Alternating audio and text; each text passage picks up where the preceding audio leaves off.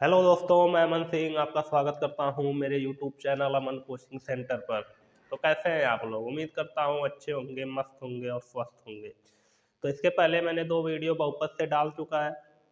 अगर आपने वो वीडियो नहीं देखा है तो डिस्क्रिप्शन बॉक्स में लिंक मिलेगा, जाके वहाँ से देख सकते हैं। ठीक है, उसमें मैंने बता रखा है पहले वीडियो में कि बहुपत किसे कहते हैं, बहुपत के कितने प्रकार होते हैं। फिर सेकंड वीडियो में बता रखा है बहुपत का शून्यक क्या होता है। आज थर्ड वीडियो है जो कि इम्पॉर्टेंट है, क्योंकि यहाँ से एक क्वेश्चन कंफर्म 4 नंबर या 6 नंबर में बनता है। ज़्यादातर 4 नंबर में बोर्ड के एग्जाम में बनता ही बनता है। तो ये वीडियो आपके लिए बहुत इंपॉर्टेंट होने वाली है। तो बिना देर किए शुरू करते हैं। ठीक है, आज का हमारा टॉपिक होने वाला है बहुपद के शून्यकों तथा गुणांकों के बीच संबंध। और बहुपद कौन सा होगा, पहले हम द्विघात बहुपद के बारे में आज समझेंगे, फिर उसके एग्जाम्पल देखेंगे, फिर त्रिघात बहुपद के शून्यकों और गुणांकों के बीच संबंध ज्ञात करेंगे, उसको अगले वीडियो में करेंगे। ठीक है, बाकी आज हमारा जो टॉपिक है वो है द्विघात बहुपद के शून्यकों तथा गुणांकों के बीच संबंध। द्विघात बहुपद के शून्यकों तथा गुणांकों शून्यकों तथा गुणांकों के बीच संबंध, ये आज का हमारा टॉपिक है। ठीक है, द्विघात बहुपद के शून्यकों तथा गुणांकों के बीच संबंध, ये आज का हमारा टॉपिक है। तो इसमें एक तरीका है शून्य ज्ञात करने का, जो कि 9th में आप लोगों ने पढ़ा होगा। ठीक है, तो यहाँ पे बहुपद के शून्यक आप लोगों को निकालना आना चाहिए। कैसे निकलता है ये पता होना चाहिए। तो मैं ये मान के चल रहा हूँ कि आपने 9th में कुछ नहीं पढ़ रखा है। तो बहुपद के शून्यक कैसे निकालते हैं एक बार मैं आपको बता देता हूँ, फिर उसके बाद हम इसको लेके चलेंगे। ठीक है, तो उसको जो मैं अलग से 9th की चीज़ें बताऊँगा, मैं इस साइड बताऊँगा, तो ध्यान से देखना। हम निकालने जा रहे हैं, हम तरीका देखने जा रहे हैं कि बहुपद के शून्यक ज्ञात कैसे करें। बहुपद के शून्यक ज्ञात कैसे करें।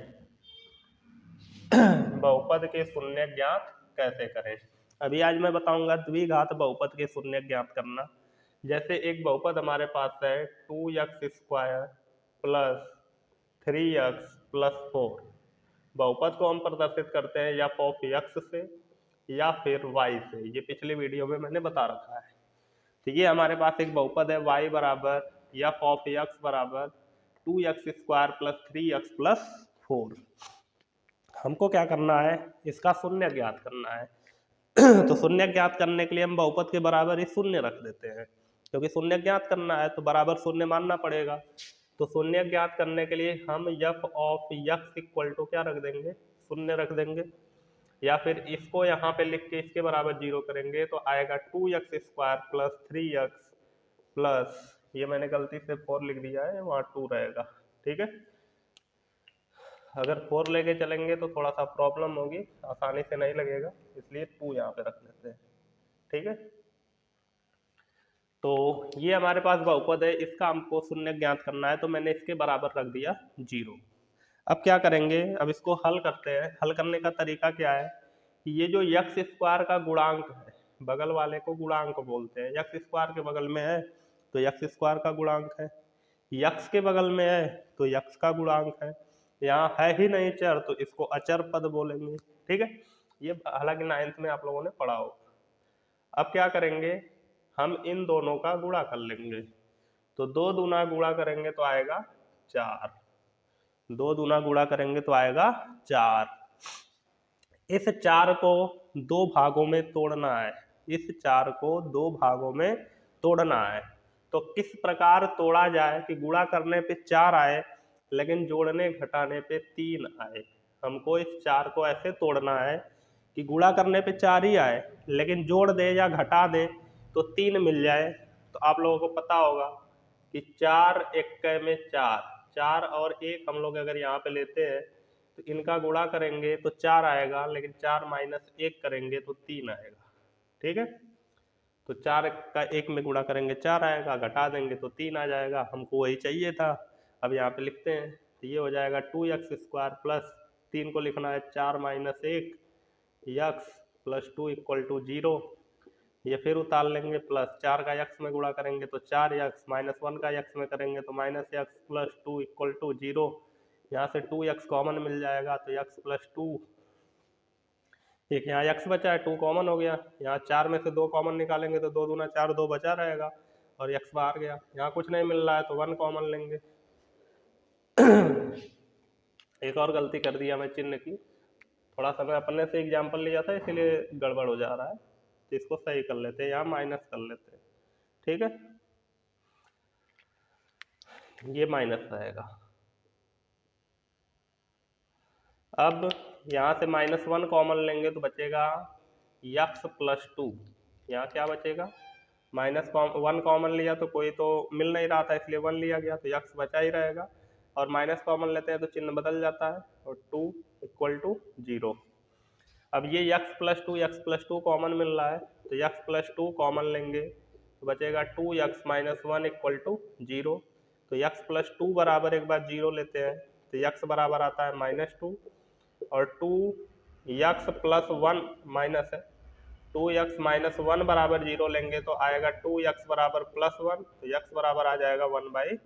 तो यहाँ x के 2 मान मिले, यहाँ पे x के 2 मान मिले। इन्हीं दोनों मानों को बोला जाता है शून्यक, इन्हीं दोनों मानों को बोला जाता है शून्यक। ठीक है ना, इन्हीं दोनों मानों को बोला जाता है शून्यक। इसका एक और नाम होता है, या इसको बोल सकते हैं मूल, या इसको बोल सकते हैं मूल। कहीं कहीं मूल भी लिखा होता है, शून्यक भी। एनसीईआरटी में तो शून्यक ही लिखा है, पुरानी बुक उठा के देखोगे तो उसमें मूल भी लिखा होता है। इन्हीं का नाम है, शून्यक बोल लो या मूल बोल लो। तो शून्यक ज्ञात करने का तरीका क्या है, बहुपद के बराबर शून्य मानेंगे, उसको हल करते जाएंगे, लास्ट में जो x के मान निकलेंगे उन्हीं को हम बोल देंगे शून्यक। ठीक है ना, तो हमको 2 शून्यक मिल गए, क्योंकि द्विघात बहुपद हमने लिया था तो 2 शून्यक मिले। 3 घात लेंगे तो 3 शून्यक मिलेंगे, जितनी अधिकतम घात होगी चर की उतने शून्यक मिलते थे। यहाँ 2 थी तो 2 शून्यक मिले। इन्हीं दोनों शून्यकों को हम एक ऐसा फार्मूला बनाएंगे कि उसमें इन दोनों शून्यकों को रखेंगे। ठीक है ना, हमेशा तो ये आएंगे नहीं, क्योंकि हमेशा एक ही बहुपद हमको देखने को मिलेगा नहीं, तो हम इनका कुछ एक नाम फिक्स कर लेंगे, मान लेंगे कि ये है, इसको अल्फा मानते हैं और इसको बीटा मानते हैं। फार्मूला बनाते समय, संबंध निकालते समय हम इसको अल्फा, इसको बीटा मानते हैं। ठीक है, अब ये मैंने आपको क्यों बताया, क्योंकि हम इन दोनों को वापस हल करके बहुपद को वापस ला सकते हैं। कैसे, इसको उधर भेजेंगे ये आ जाएगा, इसको भी हल करेंगे तो 2x माइनस 1 आ जाएगा, इनका और इनका जब गुणा किया जाता है तो फिर वापस यही आ जाता है। ठीक है, तो उसी टाइप से वहाँ भी हम इनका यूज करने वाले हैं। कैसे करेंगे, हम यहाँ पे एक द्विघात बहुपद लेंगे और उस द्विघात बहुपद के शून्यक को मान लेंगे अल्फा बीटा। ठीक है, तो द्विघात बहुपद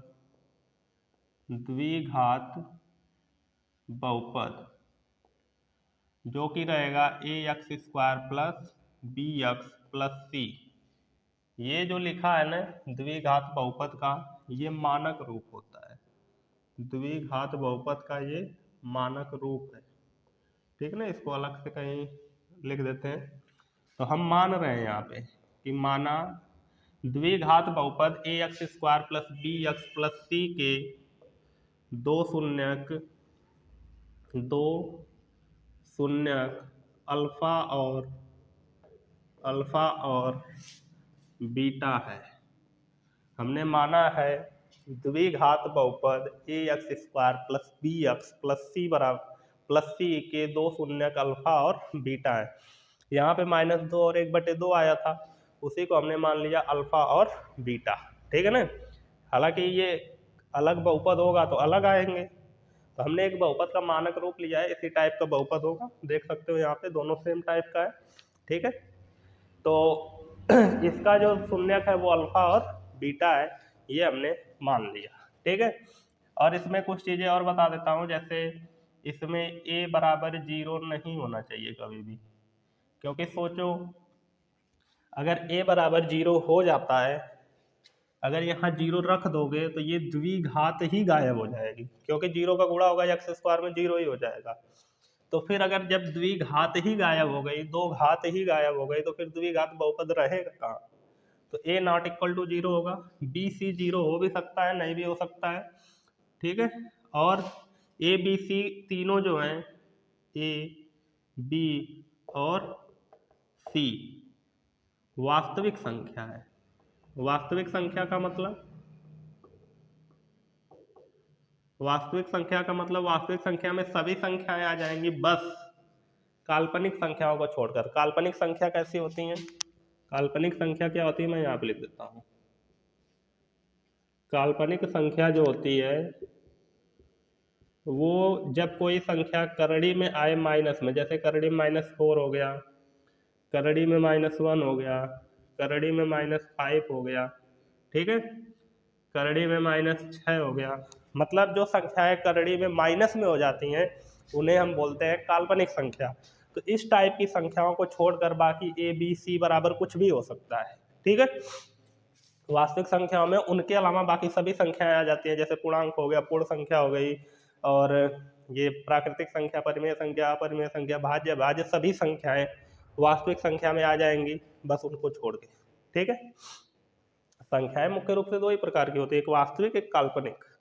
फिर वास्तविक के अंतर सभी संख्याएं के बारे में हम लोग पढ़ते हैं, 9th में पढ़ा होगा आप लोगों ने। अब देखें हमने क्या किया है, A X square plus B X plus C के दो शून्य अल्फा और बीटा माने हैं। तो अगर मैं यहाँ पे दिखा दूँ दो शून्य अल्फा बीटा है, मतलब यक्स बराबर अल्फा है और यक्स बराबर ही बीटा भी है।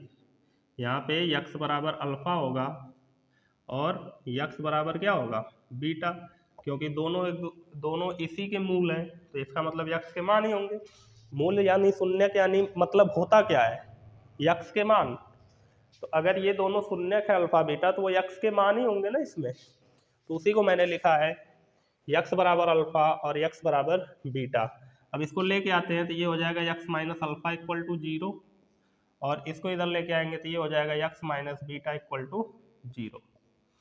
अब अगर मैं यक्स माइनस अल्फा का और यक्स माइनस बीटा का आपस में गुणा कर दूं तो मुझे ये बहुपद मिल जाना चाहिए, A X square plus B X plus C. क्यों?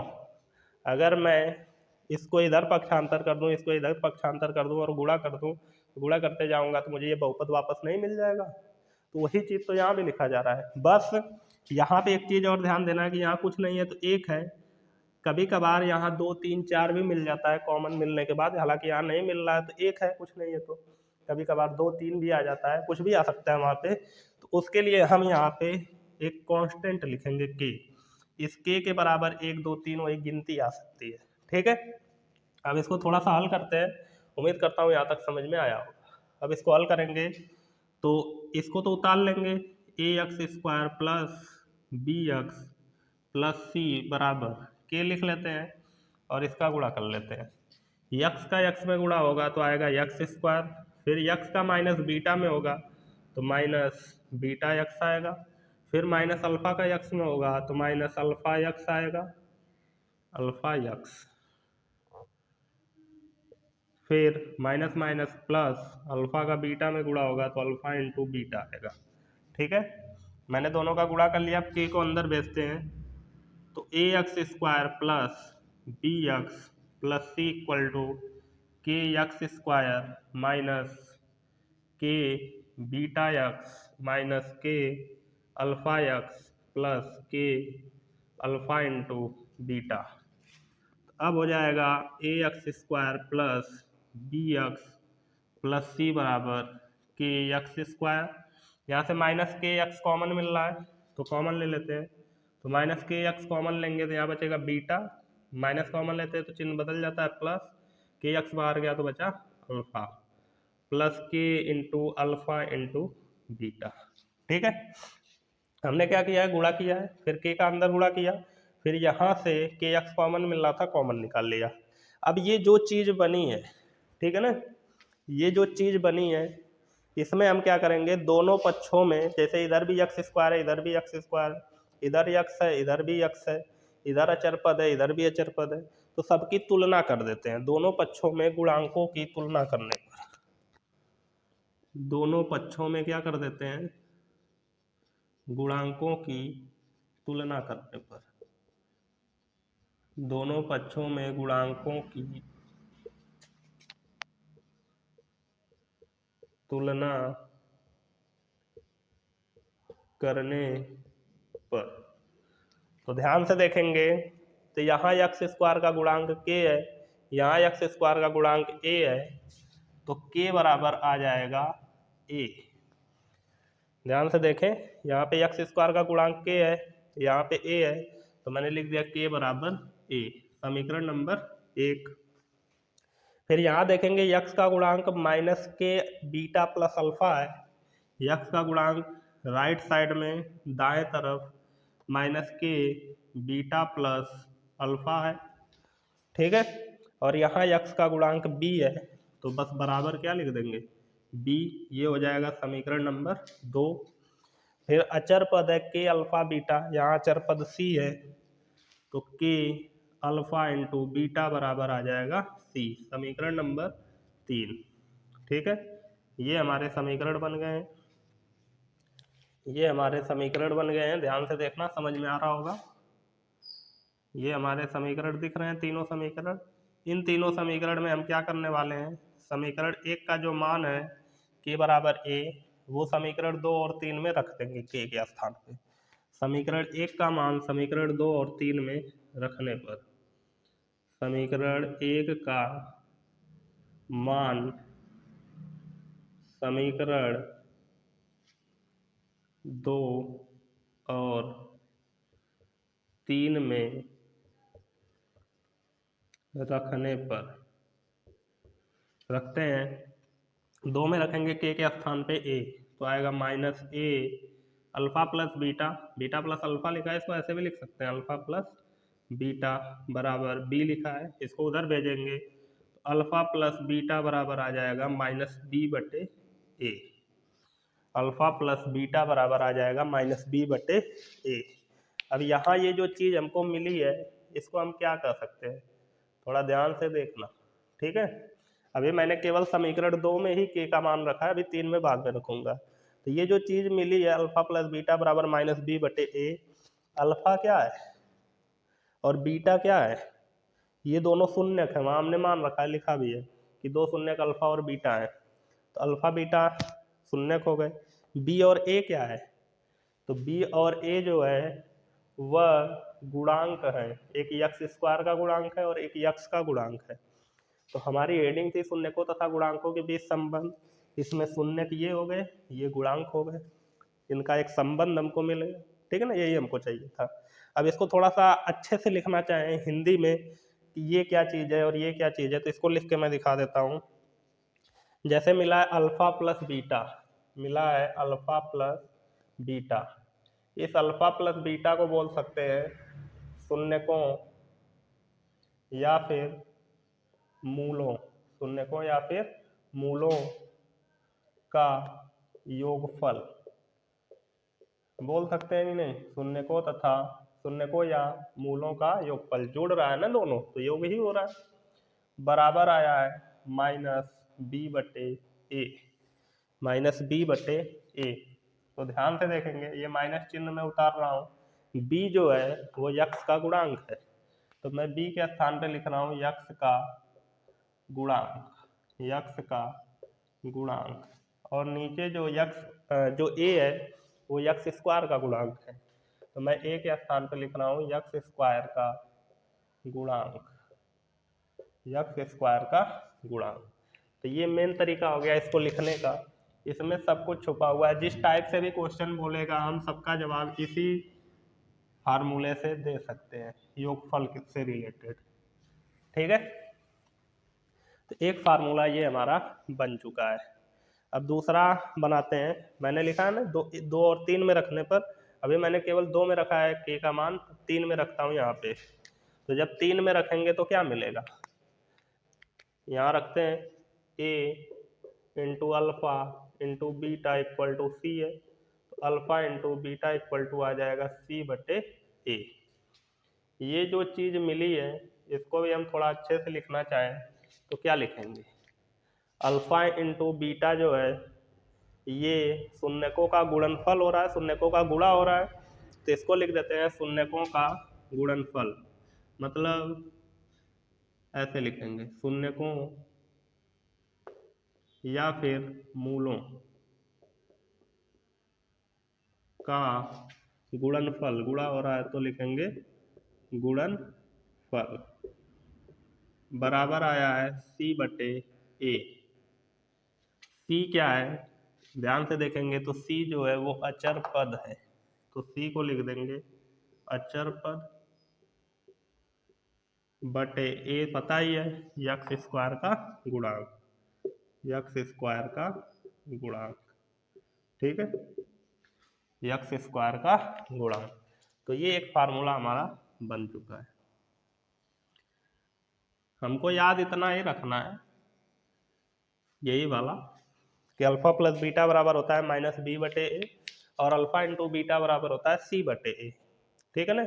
और हमको जानना चाहिए, देख के नहीं लग रहा है कि ये शून्यकों का गुणा हो रहा है तो लिख दिया शून्यकों का गुणनफल, ये सी अचर पद है और ए एक्स स्क्वायर का गुणांक है उसको लिख के दिखा दिया। मेन यही है, अल्फा इंटू बीटा बराबर सी बटे दो, सी बटे ए, और अल्फा प्लस बीटा बराबर माइनस बी बटे ए। अब इतना पता होना चाहिए कि बी क्या है, ए क्या है और सी क्या है, तो लिख लोगे, ठीक है। तो उम्मीद करता हूँ ये पूरा समझ में आया होगा। अब एक एग्जाम्पल इस पे लेते हैं, फिर वीडियो को ख़त्म करते हैं, ठीक है। तो एग्जाम्पल कुछ इस टाइप से रहेगा, एनसीईआरटी का एग्जाम्पल मैं यहाँ पे लिख रहा हूँ। एनसीईआरटी में शायद ये दूसरा एग्जाम्पल है, एग्जाम्पल नंबर 2, ठीक है ना। एनसीईआरटी में जो एग्जाम्पल दिया रहता है, जैसे पहले एक्सरसाइज के जो एग्जाम्पल रहेंगे वो 1 2 करके लिख दिया, तो जो दूसरी एक्सरसाइज के एग्जाम्पल रहेंगे उनको 1 2 से नहीं शुरू करता है, वो उसके आगे जैसे 2 एग्जाम्पल फर्स्ट एक्सरसाइज से पहले दिया तो सेकंड एक्सरसाइज से पहले जो भी एग्जाम्पल दिया रहेगा, अगर उधर 2 दिया है तो इधर 3 4 से शुरू करेगा, ठीक है। तो एग्जाम्पल नंबर 2 है क्योंकि फर्स्ट एक्सरसाइज के लिए एक एग्जाम्पल दिया था। तो एग्जाम्पल नंबर 2 क्या होगा, ध्यान से देखते हैं। एनसीईआरटी का एग्जाम्पल है, कह रहा है कि एक बहुपद है x square plus 7x plus 10, x square plus 7x plus 10 के शून्यक ज्ञात कीजिए, के शून्यक ज्ञात कीजिए, ठीक है, तथा शून्यकों और गुणांकों, शून्यकों और गुणांकों के बीच संबंध की सत्यता की जांच कीजिए। और जब भी 4 नंबर में क्वेश्चन पूछता है बोर्ड एग्जाम में तो इसी टाइप से पूछता है, एकदम इसी टाइप का ही क्वेश्चन पूछेगा, ठीक है ना। क्या बोल रहा है, पहले तो शून्य ज्ञात कीजिए, फिर शून्यकों और गुणांकों के बीच संबंध की सत्यता की जांच कीजिए।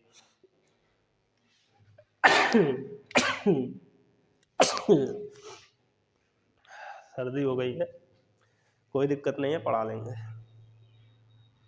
X square plus 7x plus 10 के शून्य ज्ञात करने, हमको ज्ञात करने का तरीका ये रहा। फिर बोल रहा है शून्यकों और गुणांकों के बीच संबंध की सत्यता की जांच कीजिए। मतलब जो शून्यक आएंगे उनको हम हल करके, मतलब उनका योगफल निकाल के और उनका गुणनफल निकाल के चेक करेंगे क्या ये स्थिति मिल रही है। अगर ऐसा मिल जाएगा तो संबंध सही होगा, नहीं मिलेगा तो गलत हो जाएगा, ठीक है। अगर हमसे पूछता कि ये द्विघात बहुपद है, इसके शून्यकों का योगफल और शून्यकों का गुणनफल ज्ञात कीजिए, तो हम डायरेक्ट ये फार्मूला लगाते योगफल और गुणनफल का, यहाँ से ए बी सी का मान निकाल के रख के आंसर ला देते हैं। लेकिन एनसीईआरटी में डायरेक्ट यहाँ से शुरू किया है, ठीक है, थोड़ा सा लेवल बढ़ा के। तो मैं सोच रहा हूँ एक यहाँ पे एग्जाम्पल ले लेता हूँ, थोड़ी सी जगह बची है। यहाँ पे भी हम थोड़ा सा समझ लेते हैं। जैसे अगर यही बहुपद है या फिर ये वाला बहुपद 2x² प्लस 3x-2, ये हमारा बहुपद है, ठीक है। अगर इसके हमसे शून्यकों का योगफल पूछता तो हम क्या करते, हमको पता है कि ये जो चीज़ है ये A है, ये जो चीज़ है वो B है, और ये जो चीज़ है वो C है। तो हमको मिला है अल्फा प्लस बीटा। हमसे अगर शून्यकों का योगफल पूछेगा तो हम यही फार्मूला लगाएंगे, अल्फा प्लस बीटा बराबर है -B/A। तो माइनस चिन्ह उतार लेते हैं, ये वाला B का मान है 3 और A का मान है 2, तो आ जाएगा -3/2 एक आंसर। और शून्यकों का गुणनफल पूछता तो अल्फा इंटू बीटा का फार्मूला आया है C/A, तो C का मान है -2 और A का भी मान है 2, कट के आ जाएगा -1। अब ध्यान से देखोगे तो यहाँ भी अगर इनको जोड़ोगे तो ये मिलेगा और गुणा करोगे तो ये मिलेगा, करके देख लो। -2 + 1/2 करोगे तो ये घट जाएगा, -2 और +1/2, तो -2 में से आधा घटाओगे तो -1.5 बचेगा, 1.5 को 3/2 लिखते, घटा के चेक कर लेना, घटाना आता होगा तुमको। अब गुणा करोगे तो 2 से 2 कट जाएगा और -1 बचेगा, -1 भी आया है, ठीक है। तो अगर योगफल और गुणनफल पूछता तो हम डायरेक्ट ऐसे मान रख के हल कर लेते, हमको आंसर मिल जाता। लेकिन ये क्वेश्चन जो है ये थोड़ा अलग टाइप से पूछा है और बोर्ड में 100% आता ही आता है, ठीक है। तो इसको कैसे करेंगे, तो पहले हम इसका शून्य ज्ञात करते हैं। तो सल्यूशन करते हैं, देखते हैं यहाँ तक अट जाता है कि नहीं, नहीं अटेगा तो उधर थोड़ा सा मिटाएंगे, ठीक है। इसका सलूशन करने के लिए पहले शून्य ज्ञात करना है। तो तरीका क्या है, पहले शून्य ज्ञात करना है तो बहुपद के बराबर शून्य लिख देंगे। तो इसके बराबर लिख देते हैं शून्य, x² + 7x + 10 = 0, ठीक है। अब क्या करना है, 10 का यहाँ गुणा करना है, तो यहाँ कुछ नहीं है तो 1 है, तो 10 एक्के में 10। अब 10 को ऐसे तोड़ना है, 10 को ऐसे तोड़ना है कि जोड़ने घटाने पे 7 आए, जोड़ने घटाने पे 7 आए और गुणा करने पे 10 आए। तो आप लोगों को पता होगा 5 और 2 का गुणा कर दिया जाए तो क्या मिल जाएगा, 10। 5 और 2 का गुणा कर दिया जाए तो 10 मिल जाएगा, और 5 + 2 कर दिया जाए तो 7 मिल जाएगा। तो गुणा करने पे 10 चाहिए था, जोड़ने पे 7 चाहिए था, आ गया। तो अब लिखते हैं इसको, x² + 7 को लिखेंगे 5 + 2, फिर x उतार लेंगे, प्लस 10 = 0, ये आएगा x² + 5x + 2x + 10 = 0। यहाँ से x कॉमन मिल रहा है तो बचेगा x + 5, यहाँ से 2 कॉमन मिल रहा है, x + 2 = 10 = 0। x + 5 x + 5 कॉमन मिल रहा है तो बचेगा x यहाँ पे, और ये कॉमन हो गया तो +2 = 0। अब इसके बराबर 0 लेंगे तो x + 5 = 0, तो x बराबर आएगा -5, और x + 2 = 0 लेंगे तो x बराबर आएगा -2। ये दोनों शून्य हमको मिल गए, एक मिला -5 और एक मिला 2। मैं थोड़ा छोटा छोटा लिख दिया हूँ क्योंकि जगह थोड़ा सा कम थी, थोड़ा सा एडजस्ट कर लेना। तो एक आया -5 और एक आया -2, तो अल्फा बराबर हम लोग ले लेते हैं -5 और बीटा बराबर ले लेते हैं -2। जो इच्छा करे, इसको भी अल्फा इसको बीटा मान सकते हो, ठीक है। अब हमको ज्ञात करना है शून्यकों तथा गुणांकों के बीच संबंध की सत्यता की जांच। तो अब हम क्या करेंगे, हम निकालेंगे alpha plus beta, alpha plus beta. तो अल्फा का मान आया है -5 प्लस बीटा का मान आया है -2। इसको हल करेंगे तो ये आएगा -7। तो अल्फा प्लस बीटा बराबर आया -7 बटे कुछ नहीं है तो 1 लिख देंगे। अब ध्यान से देखना, ये माइनस है, ये 7 जो है ये किसका गुणांक होना चाहिए, यक्स का गुणांक। शून्यकों के योगफल में -x का गुणांक मिलना चाहिए, तो माइनस तो मिल रहा है, क्या 7 x का गुणांक है, तो है। ये 7 किसका गुणांक है, यक्स का ही गुणांक है। तो मैं इसको लिख देता हूँ यक्स का गुणांक, ये हो गया यक्स का गुणांक बटे 1 जो है वो x² का गुणांक होना चाहिए। तो क्या यहाँ पे है, तो है, इसको लिख देंगे x² का गुणांक, ठीक है। तो सही बात है, ये मिल गया तो जांच हो गई, सही है। अगर ये 7 यक्स का गुणांक नहीं होता और 1 यक्स स्क्वायर का गुणांक नहीं होता तो गलत हो जाता। यहाँ पे तो है 7 और 1। फिर क्या निकालेंगे, अल्फा इंटू बीटा। अल्फा का मान -5 है इंटू बीटा का मान -2 है, गुणा करेंगे तो +10 आएगा। मतलब अल्फा इंटू बीटा बराबर आया 10/1। 10 जो है वो अचर पद होना चाहिए, तो देखिए बहुपद में दिया है अचर पद 10, तो दिया है अचर पद 10 दिया है, बटे ये होना चाहिए यक्स स्क्वायर का गुणांक 1 है, ये अभी ऊपर चेक भी किए थे कि यक्स स्क्वायर का गुणांक कितना है 1, तो ये भी सही निकला, ये भी सही निकला, तो जांच हो गई। अगर ये 7 यक्स का गुणांक नहीं होता और 1 यक्स स्क्वायर का गुणांक नहीं होता तो हमारा आंसर ये गलत होता, तब जांच सही नहीं होती। ठीक है, तो यहाँ हमने जांच भी कर दिया और शून्य भी ज्ञात कर दिए, शून्य ये रहे, जांच यहाँ हो गई। ठीक है, ऐसे लिख देंगे बोर्ड एग्जाम में तो हमको पूरा 4 नंबर मिल जाएगा। तो उम्मीद करता हूँ ये पूरा आपको समझ में आया होगा। अगर कहीं दिक्कत होती है कमेंट बॉक्स आपके लिए ये, उसमें क्वेश्चन करिए, मैं बताऊंगा जहाँ नहीं समझ में आया, दोबारा वीडियो डाल दूंगा इसी से रिलेटेड। ठीक है, हालांकि आज थोड़ा सा स्पीड पढ़ाया हूँ, कल मैंने इसी टॉपिक पे वीडियो बनाया था, एक दिन गैप हो गया, लेकिन पूरा पढ़ा दिया और रिकॉर्डिंग ऑन ही नहीं किया था तो उसी से पूरा गड़बड़ हो गया। तो आज फिर से मैंने रिकॉर्ड किया है, आज कल से थोड़ा स्पीड पढ़ा दिया। तो अगर नहीं समझ में आता है तो कमेंट बॉक्स में कमेंट करिए, मैं दोबारा वीडियो बना के डाल दूँगा। ठीक है, तो मिलते हैं हम नेक्स्ट वीडियो में, तब तक के लिए बाय बाय।